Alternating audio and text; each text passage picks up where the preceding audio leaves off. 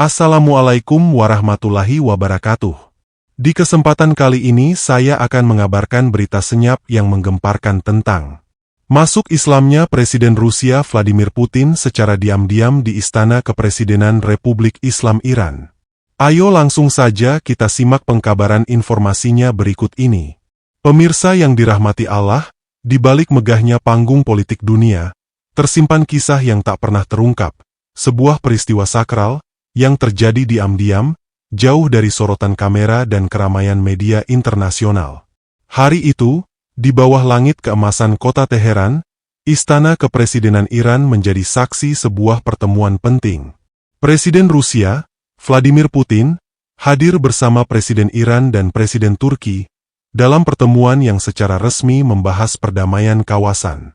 Namun siapa sangka, ada agenda rahasia yang jauh lebih besar. Sebuah pencarian spiritual yang selama ini tersembunyi di balik ketegasan seorang Putin. Putin, sosok pemimpin yang dikenal kuat, dingin, dan penuh strategi, tampak berbeda sore itu. Wajahnya teduh, pandangannya penuh ketenangan. Ia meminta waktu khusus, tanpa wartawan, tanpa penasihat politik. Hanya ada dirinya, Presiden Iran, Presiden Turki, dan seorang ulama besar yang sangat dihormati di dunia Islam, Imam Khomeini. Di sebuah ruangan kecil, sederhana, dan sunyi di dalam istana, suasana menjadi sangat hening. Hanya terdengar detak jarum jam dan bisikan angin yang menerpa tirai jendela. Putin, dengan suara berat dan mata berkaca-kaca, memulai pembicaraan. Saya telah lama mencari ketenangan hati. Dan di sisa usia saya ini, saya ingin mengenal lebih dalam tentang kebenaran. Saya ingin mengenal Islam. Kata-kata itu membuat Presiden Iran dan Presiden Turki tertegun, mata mereka berkaca-kaca. Imam Khomeini pun melangkah mendekat, dengan senyum lembut yang menenangkan. Wahai Vladimir, jika hatimu sungguh-sungguh mencari kebenaran, maka ucapkanlah dua kalimat yang akan menjadi cahaya dalam hidupmu, dan menyelamatkanmu di dunia serta akhirat. Suasana berubah menjadi sangat hikmat. Angin sore menyusup pelan melalui jendela, seakan ikut menjadi saksi. Vladimir Putin menundukkan kepala, air mata mengalir di pipinya. Dengan suara bergetar, dibimbing langsung oleh Imam Khomeini, Putin mengucapkan, "Asyhadu an la ilaha illallah, wa asyhadu anna Muhammadan Rasulullah." Tangis haru pecah dalam ruangan itu. Presiden Iran dan Presiden Turki meneteskan air mata. Putin pun tak kuasa menahan isak, bukan karena lemah, tapi karena untuk pertama kalinya dalam hidupnya, ia merasakan kedamaian yang begitu dalam. Pemirsa sekalian, kisah yang sedang Anda dengarkan ini bukan sekadar cerita, tapi sebuah perjalanan batin seorang pemimpin besar dunia, Vladimir Putin, yang akhirnya menemukan cahaya Islam di tanah Persia, di hadapan Imam Khomeini, Presiden Iran, dan Presiden Turki. Setelah melafalkan dua kalimat syahadat, suasana di ruangan itu begitu syahdu. Vladimir Putin tak bisa menahan air matanya. Ia merasakan sesuatu yang belum pernah hadir dalam hidupnya selama ini. Ketenangan, kedamaian, dan keyakinan yang tak bisa diungkapkan dengan kata-kata. Dengan suara pelan, ia berkata, "Selama ini, saya pikir kekuasaan dan kemenangan dunia bisa memenuhi hati saya, tapi ternyata hanya membuatnya kosong. Baru kali ini, saya merasakan hati ini penuh dengan ketenangan yang tak bisa dibeli oleh apapun." Imam Khomeini tersenyum, lalu berkata lembut, "Wahai Vladimir, ketahuilah, Islam datang bukan hanya untuk mengatur dunia, tapi juga untuk menyelamatkan jiwa manusia. Engkau telah memilih jalan yang benar. Mulai hari ini, engkau bukan lagi hanya seorang pemimpin dunia, tapi juga seorang hamba Allah yang tunduk kepadanya." Presiden Iran dan Presiden Turki pun mendekat, merangkul Putin penuh haru. Dalam momen itu, ketiganya saling berpelukan, tak peduli lagi perbedaan bangsa, politik, dan kepentingan dunia. Yang ada hanyalah persaudaraan atas nama keimanan. Putin pun mulai menceritakan apa yang selama ini ia rasakan. "Beberapa tahun terakhir, saya sering bermimpi tentang seorang lelaki berjubah putih. Wajahnya bersih bercahaya, yang mengajak saya untuk berjalan di jalan yang lurus. Saya tidak tahu siapa dia, tapi kini saya yakin, itu Rasulullah Muhammad Shallallahu Alaihi Wasallam. Mendengar itu, mata Imam Khomeini berkaca-kaca. Itulah petunjuk Allah, wahai Vladimir. Engkau dipilih, dipanggil menuju cahaya di saat banyak hati manusia lalai. Di ruangan itu, malam mulai turun. Cahaya lampu-lampu temaram menghiasi langit Teheran. Tapi cahaya di hati Vladimir Putin baru saja menyala, menerangi kegelapan yang selama ini membelenggunya. Sahabat inspiratifku yang berbahagia. Pemirsa yang dirahmati Allah, malam itu di sebuah ruangan sederhana di Istana Kepresidenan Iran, sejarah baru lahir secara diam-diam. Vladimir Putin, pemimpin Rusia yang selama ini dikenal kuat dan dingin, kini duduk bersimpuh, air matanya masih membasahi pipi. Hatinya telah tenang, seolah beban bertahun-tahun yang ia pikul sirna begitu saja. Imam Khomeini pun berkata, "Wahai Vladimir, cahaya itu kini telah ada di dalam dadamu. Tapi ingat, keimanan bukan hanya diucapkan, tapi harus dibuktikan lewat amal dan keberanian menegakkan kebenaran." Putin mengangguk, lalu menghela napas dalam-dalam. Dengan suara pelan namun tegas, ia berkata, "Saya ingin memulai hidup baru. Bukan hanya untuk diri saya, tapi untuk rakyat saya, untuk dunia. Saya ingin Rusia menjadi negeri yang damai, adil, dan penuh kasih sayang, seperti yang diajarkan Rasulullah Shallallahu Alaihi Wasallam." Presiden Iran dan Presiden Turki saling berpandangan, haru dan bangga bercampur jadi satu. Putin melanjutkan, "Saya tahu, jalan ini tidak mudah. Saya akan menghadapi banyak tantangan, mungkin ancaman, mungkin pengkhianatan. Tapi hati saya sudah yakin, tidak ada yang lebih penting daripada keridhaan Allah Subhanahu wa Ta'ala." Imam Khomeini memegang tangan Putin erat-erat. "Ketahuilah, wahai saudaraku, siapapun yang bersandar kepada Allah, maka Allah akan menjaganya, menolongnya, dan memberikan jalan keluar dari setiap kesulitan. Mulailah dari hatimu, keluargamu, lalu rakyatmu. Jadilah pemimpin yang adil, amanah, dan membawa rahmat bagi seluruh alam." Putin pun mengangguk mantap. Malam itu, ketiga pemimpin negara ini duduk bersama hingga larut, berbicara tentang Islam, tentang perjuangan, tentang keadilan, tentang kemanusiaan. Tak ada lagi sekat negara, politik, dan kekuasaan, yang tersisa hanyalah ikatan ukhuwah dan niat untuk memperbaiki dunia. Di luar, angin malam berhembus lembut. Langit Teheran dihiasi bintang-bintang, seakan ikut menjadi saksi bisu sebuah permulaan baru bagi seorang pemimpin besar dunia. Kisah perjalanan spiritual Vladimir Putin tak berhenti di malam penuh haru itu.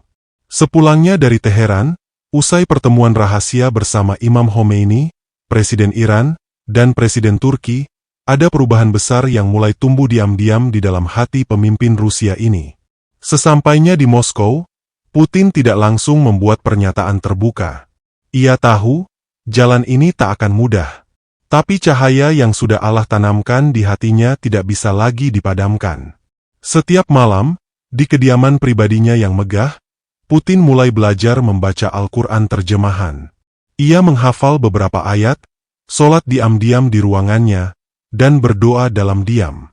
Di waktu-waktu itu, air matanya tak henti mengalir, seakan menyesali masa lalu, sekaligus memohon kekuatan untuk hari-hari yang akan datang. Putin juga mulai menghubungi beberapa ulama dan cendekiawan Muslim secara rahasia.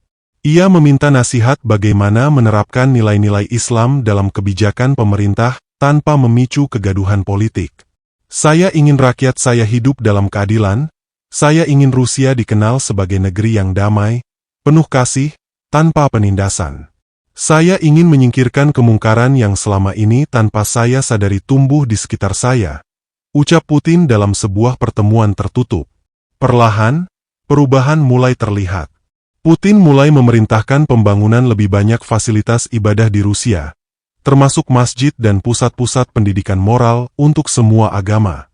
Ia memperkuat undang-undang yang melindungi hak-hak minoritas, termasuk Muslim, dan menghapuskan kebijakan-kebijakan yang selama ini menindas. Bahkan, tanpa banyak orang tahu, Putin mulai memberikan bantuan rahasia untuk anak-anak yatim, kaum duafa, dan korban konflik di berbagai negara Muslim. Semua itu dilakukan tanpa publikasi, karena ia tahu, Allah lah yang paling layak menjadi saksi. Presiden Iran dan Presiden Turki terus menjalin komunikasi rahasia, menguatkan langkah-langkah spiritualnya dari jauh.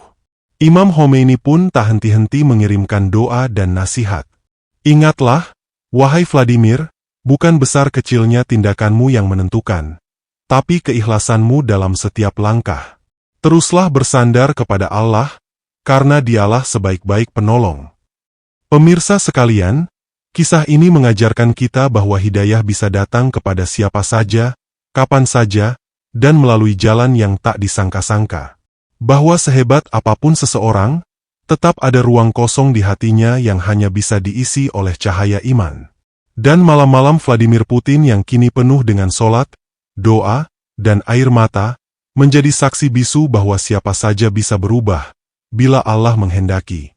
Sahabat inspiratifku yang berbahagia, yang dirahmati Allah, tibalah kita di bagian akhir dari kisah perjalanan spiritual yang luar biasa ini. Sebuah kisah tentang cahaya hidayah, tentang seorang pemimpin besar dunia yang diam-diam menemukan Islam di balik tembok-tembok istana. Bertahun-tahun setelah peristiwa di Teheran itu, Vladimir Putin terus menjalani kehidupannya dalam keheningan spiritual. Hatinya semakin teguh, langkahnya semakin mantap. Ia menyadari bahwa semua yang ia miliki, kekuasaan, harta, jabatan, tidak ada artinya dibandingkan ketenangan iman. Sampai akhirnya, di suatu malam yang tenang, di kediaman pribadinya, Putin duduk sendiri memandang langit Moskow yang bertabur bintang. Ia menulis sebuah surat. Surat rahasia yang hanya akan dibuka ketika waktunya tiba. Surat itu berisi pengakuannya sebagai seorang Muslim. Aku, Vladimir Putin, bersaksi tiada Tuhan selain Allah, dan Muhammad adalah utusannya. Aku adalah hamba Allah yang hina, yang telah Allah beri cahaya di sisa-sisa usia ini. Semoga Allah mengampuniku, meneguhkan hatiku, dan menjadikanku sebaik-baik pemimpin bagi umat manusia. Surat itu ia simpan di tempat yang hanya bisa diakses oleh orang-orang terdekatnya. Dengan pesan, buka surat ini saat aku telah tiada. Putin memilih untuk menyembunyikan keislamannya, bukan karena takut, tapi karena ia tahu, jalan ini berat. Ia ingin mempersiapkan segalanya terlebih dahulu, membenahi bangsanya, menanamkan keadilan, dan menolong sebanyak-banyaknya orang yang lemah, sebelum akhirnya kelak semua kebenaran akan Allah buka dengan caranya. Sampai hari ini, dunia memang belum tahu. Tapi langit menjadi saksi, bumi menjadi saksi, dan Allah Maha mengetahui apa yang tersembunyi di dalam hati. Pemirsa sekalian, kisah ini mengajarkan kepada kita, bahwa hidayah itu milik Allah. Ia bisa datang kepada siapa saja, kapan saja, dan dengan cara yang tak pernah kita duga. Kita tidak tahu bagaimana akhir hidup seseorang. Bisa jadi orang yang hari ini tampak jauh dari agama, suatu hari kembali kepada Allah dengan husnul hatimah. Dan bisa jadi, kita yang merasa dekat, justru terlena dengan dunia. Semoga kita semua dijaga dalam iman, diberi istiqomah, dan menjadi bagian dari orang-orang yang mendapat cahaya hidayah, sebelum ajal menjemput. Amin ya Rabbal Alamin. Demikian kisah ini saya sajikan, semoga bermanfaat, dan menginspiratif kehidupan kita dalam kebenaran yang sesungguhnya, dan mualafnya Vladimir Putin yang menggembirakan ini, menjadi penguat dunia Islam di tatanan global, untuk kembali bangkit mengobarkan keadilan, dan kemakmuran yang penuh kasih sayang. Semoga pemimpin dunia lainnya yang belum berislam, mengikuti jejak mualafnya Vladimir Putin. Kurang lebihnya saya mohon maaf, atas segala perhatian dan dukungan pada channel saya ini, saya ucapkan terima kasih, semoga menjadi nilai kebaikan. Saya Saddam Hussein mohon pamit undur diri, sampai berjumpa kembali di video kisah inspiratif berikutnya. Wassalamualaikum warahmatullahi wabarakatuh.